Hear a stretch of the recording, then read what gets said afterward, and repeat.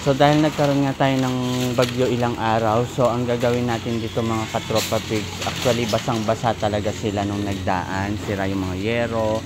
So nilagyan na lang namin sila ng tarapal.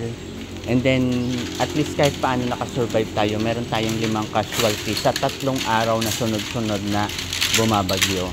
So ang gagawin natin ngayon guys, since umuokay na yung panahon, ay magme-medicate na tayo ng Aquadox sa kanilang mga painom, sa feeds.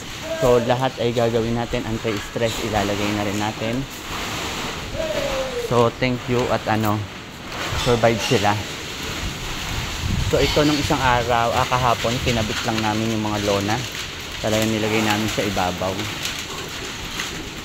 So mga lona natin, punit-punit.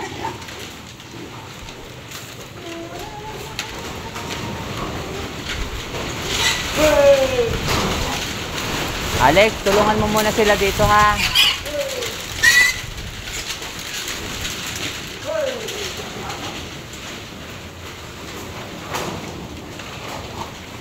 So yun guys.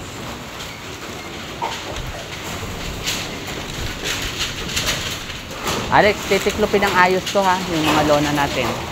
Para sa susunod may magagamit pa tayo.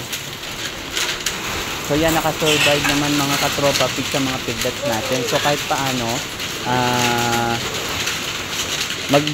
hindi na tayo mag-prevent dito. So medication na pala yung gagawin natin.